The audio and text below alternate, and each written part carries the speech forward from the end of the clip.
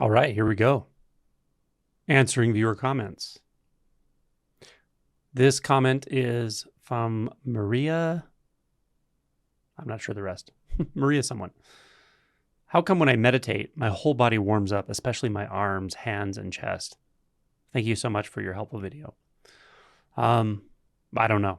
I don't have an answer for that question, but I wouldn't worry about figuring it out necessarily. I wouldn't worry about having a story behind it. I would more encourage you to just steep in those sensations even more. You can explore, where do the hands and feet begin and end in direct relationship with that sensation. Meaning, start with the sensation or emerge as in and as the sensation, or find where that sensation overtakes you. These are just different ways of saying something that doesn't really have a way of saying it. But as the experience of that sensation becomes primary in experience, then from that experience, from that point of view, where do the hands and feet begin and end? Where do the various body spaces begin and end? And if we take reference only from the sensation field, from that clarity of feeling, then we have a really pretty good opportunity to find boundlessness, to find the truth of boundlessness. And you don't want just an experiential taste of that, although that can be really nice. You actually want to look until there's a kind of shift or an aha moment that is very fundamental about the nature of boundaries, about the nature of here and there, inside and outside, subject and object. So that's one way to approach it, but I wouldn't worry about defining anything. Okay, next question. Arnaud asks, Angela, what's the relationship between presence and emptiness? You know, these types of questions I don't like to answer. I don't dislike the question, but I don't really want to give a sort of intellectual answer, because I kind of wonder where's it coming from, you know, and there's benign curiosity, of course. We all have curiosity. But what I do here on this channel is I really try to point people to awakening, to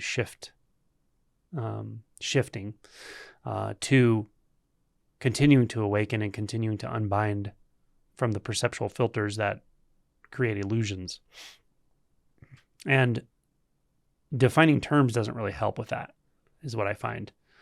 Especially comparing terms, like, does this mean that? I get a lot of these types of questions, by the way. I'm not picking on any one person, but I get a lot of questions like, does presence mean this? Or can you give me a distinction between this term and that term?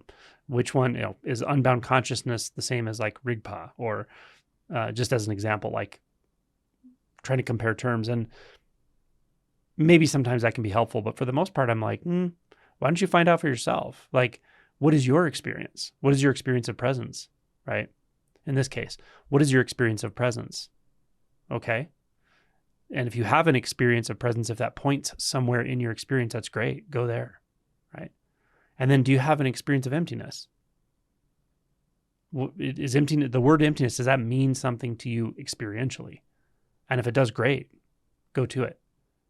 And then from that space, you can answer your own question. You can investigate, is there a difference? If I say move my attention from one experience to another, just for lack of a better way of saying it, it may not even be experiential, maybe beyond the experience or split, but the point is still there. Explore it directly and find out. Now, if you don't have an experience of those, if presence doesn't really point to something very clearly in your own experience, meaning the way you use the word is actually directly illuminating of something, then me giving you a definition is just not going to help. I don't think that does anything, honestly. I'd rather show you how to access presence in a way that's meaningful for you and in a way that's directly obvious. So anyway, good question. Thanks for asking. Someone says, great video, Angelo, but can you do one on sensations? Thoughts dissolve when looked at, and I'm left with sensation in the face. Muscles contract, and I notice this. Yeah, so my non-dual playlist, there's a playlist called Non-Duality. And that has a ton of explorations of the sensation fields. So if that's where your practice is taking you, check out that playlist. And some of them you can tell by the title what I'm talking about, sensations. Other ones you may not be able to tell by the title, but go through and you'll figure it out. So I think that's a great exploration.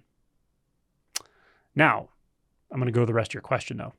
Muscles contract and I notice this. Okay.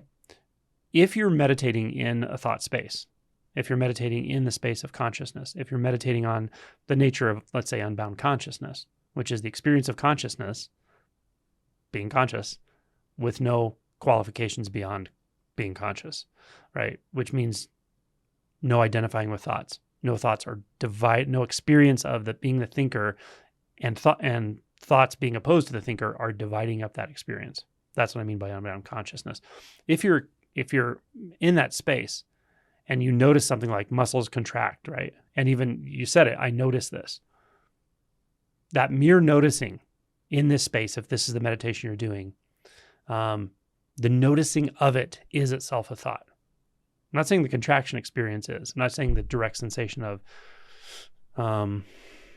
non-dual luminosity. I'm not saying that is a thought. I'm saying the noticing of it is. Check that out. Go in and find that in your experience. Notice where the noticer stands back from experience, and that's a thought. And if you are meditating in this way, that will lead you directly back into unbound consciousness, unless you really have a strong inclination or your attention just very naturally and fluidly moves into non-dual sense experiences. But once you can do that, once that's available through realization, then you can also direct it into what we call like the sixth sense gate, or essentially consciousness, or mind with a capital M, perhaps. Hopefully that's helpful. But do notice that the monitoring is a thought. And when we're talking about really looking at what unbound consciousness is, we have to go beyond that really fundamental layer of thought, not just the gross layer, the fundamental layer, the one that's monitoring, the one that is noticing this and that and this. That is a thought, right? It's a subtle thought. It's an identified thought, an identified with thought, perhaps. It's a sense of subject that's wrapped around that thought, but it's still a thought. So there are two things you can do with this. The first part of going directly into sensations. The second part is, or the other option is recognizing that the noticing of anything itself is the thinker illuminating itself as such, as the subject. Good question. All right. Okay, this is Paradise in a Way. Paradise in a Way. Can also share my own visits to this place, twice at least in this linear timeline. This is from a video called Deep Shadow Trigger Warning. I'm not kidding. Don't say I didn't warn you. This is the one I've really had a lot of comments of people saying it was a really intense thing for them. And some people have even said I shouldn't talk about this kind of thing and so forth. This person is responding to that. And they said, this earthly existence is long gone and you will never go back. In fact, it was never there in the first place. It was all a trick. Everyone you ever know and all you have experienced just as a belief attempting at tricking or distracting yourself from the fact that you are the one eternal being. That's not the part I would put in there necessarily, because that's still extrapolating an eternal being. But that can feel very like solipsistic as well and very dysphoric. But everything else this person's saying is right on the money from what I was talking about, but except for the eternal being part. Stuck in this eternal, never-ending spiral forever with no hope of escaping. Although you're trying every trick in the book to cope with it, to find any way of rationalizing that it can't be so, or try to place some glimmer of, but it's going to be okay, but it's not. There is no escape. Yeah, that's the feeling. The feeling I was talking about there is like when that sense of continuity of self breaks down, like I'm not moving from this moment to this moment to this moment, what is experienced is full on experience. It's so full on that it's absolutely all encompassing, all engulfing. And if a thought is constructed in that space, it's going to say, this is forever. It's going to sound like forever. And another thought could be constructed. It's like some kind of eternal being that will be seen through. And forever will be seen through, of course, because forever requires the illusion of time and there is no time. So, or it is an illusion. So this turns out to be okay, even though this was a very heavy video and a very heavy place to point. And it's a very real experience people have, often right before no self-realization. At the same time, it's completely okay, right? So anyway, this person's basically just vibing with it, saying, yeah, I know exactly that place. And yeah, so there's no time. They're saying again, there's no time to ponder. It's just every thought, every idea, every action is just instantly done, and you're back to where you were. Yeah, I would take the I out, but yeah, trying to escape yourself, but just keep chasing your tail. You know, deep in your heart that it's all over. It's not fair. It's just what it is. And here we are. Yeah, those kinds of perceptions. And this also points something out that you can see by the way they're describing this, and they're just using the words they can to describe something that's kind of indescribable. But those subtle thoughts do come in, right? Like, and they're almost always about time. Like this is going to last forever. It's eternal. I'm destroyed. I'm gone. There's nothing left. There's nothing to reconstitute. Like, notice even those are thoughts. Of course, in that space, those thoughts will be very magnifying of the experience. Whereas the pure experience is just a pure experience. Yeah, but the the pivot point here is the I. The I thought will really want to turn this into something, even if it's something of nothingness, even if it's some nothingness in time, right? Or whatever. But as the illusion of time really breaks down, then it's not so dysphoric, because it's just like, I don't know how to explain it, but it's there's no one to stand apart from it anymore, to make it a problem, or to even make it a thing or a non-thing. Man, language really breaks down in this space. But the reason I made the video was just to say this can happen, and it is okay, even though you won't be able to make yourself feel okay by saying that to yourself. It is par for the course, though. This happens. It doesn't maybe happen to everyone, but it seems to happen to most people at deep realization here or there. At some point, it will. It's like abject, complete hopelessness. Okay, thanks for your comments. There's more to it, but this is a very long comment, but I'm not going to read it all.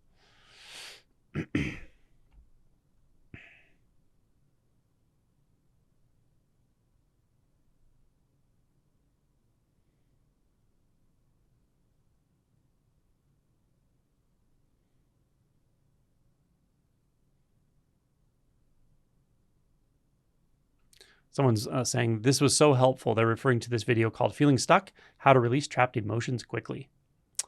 They said the sensation was in the gut. Then I saw an image, so I knew the emotion was guilt. I felt into it. It was the guilt of being my best version. It started from the gut, through the shaking, crying, later a release in the throat through yawning. The body knows exactly how this is going. So just the description of this this is Christina. The description of this tells me this person is processing very, very directly, very sort of non-dualistically. And even the labels or the emotional tag, which was guilt here, can be, if you used properly, I suppose, they can be a sort of tuning fork. They can be a lens of focus down deeper into the experience rather than up into the mind, right? That's the thing about labels and narratives and stuff. You can use those to turn it into a story or get up into the head or into thoughts, or you can almost use it as just a focusing device momentarily to drop deeper, deeper, deeper into what is being revealed, let's say. But this is a very somatic processing, crying, shaking, release of the throat, the yawning. Yep. This is good. This is very good work, very deep work. The body knows exactly how this is going. It's fascinating. I think I never offered the body a space for this. Thanks. Yeah, you're welcome. And this is also what it feels like when you finally largely see through resistance, the kind of resistance that just keeps you from ever actually feeling that kind of depth. You can do a lot of emotion work. You can do all kinds of work, all kinds of therapy, years and years, meditation. You can do all kinds of stuff, mindfulness. I never get to this. You have to be willing to go this deep. You just have to be. That's it. And this person was, obviously. And it pays huge dividends, so to speak. Thanks for your comment. Okay, this is a comment on a video called Color Awareness, A Path to Non-Dual Clarity. This is from Swordfern. Swordfern says, this was great. I felt obscurations in my body today, and my mind was fuzzy. But this instruction relaxed my mind, and I was able to scan through my optic senses. Now, maybe I'll sit here for a time. Yeah, there's so much power in I guess I'll just say it this way, using the visual lens, the visual non-dual lens, to access direct experience in all senses, in all spectrums. Yeah, it's powerful. It can take a while to get it, but once you have that access, it's really a powerful practice and realization.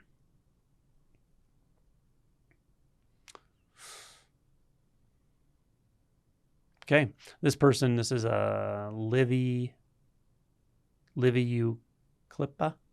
I don't know.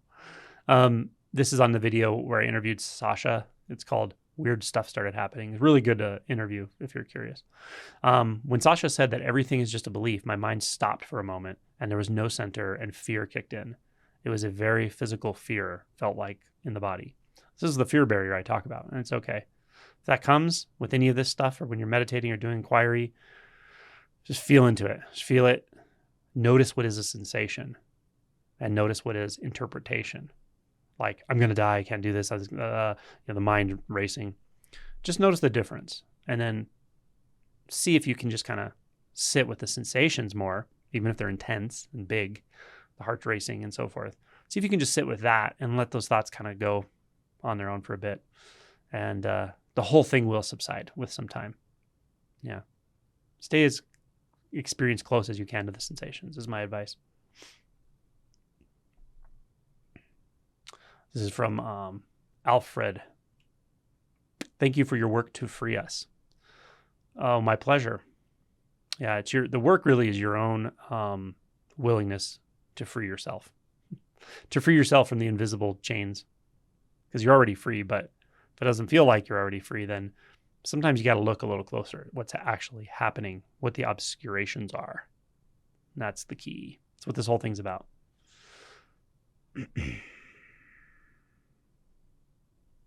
Okay, this is from Petra. This is so timely and relevant. There is something in the relative world that feels stuck that I needed to resolve. I've been trying to solve this problem with mind and thoughts and keep going around in circles. That's right. When you feel like you're going around in circles, you're at the level of thought, almost always. You're at the level of interpretation. You're at the level of time, of thinking about time and what happened before, why is it happening again, and what can I do about it? And it's very convincing when you're in that space that you're actually trying to find something to do about it. And I don't want to say you're not trying to do something about it, because it's not really that you're lying to yourself as much as it's a problem of identity. That's a layer of identity that's very superficial and it's very conditioned. So there is a part of you, of course, that wants to do something about it, but thinking about it and rehashing it and thinking about time and thinking about the problem and all of it, and just really just giving that much awareness to that, gerbil in a hamster wheel, or hamster in a hamster wheel of the mind, that itself is actually holding on. It's holding on to itself. And it feels really uncomfortable. So yeah, the willingness to get off of that treadmill is the key. And where do you get off? Well, you get off right here. It's the only place. The only place you can get off the treadmill is right here. The only place you can get out of the hamster wheel is right here. Stop. Just stop. And then they said, so frustrating. This beautiful guided meditation gave me the opportunity to get out of the intellect and into the felt sense. Yes, that's right. Nice work. Then you can do it over and over.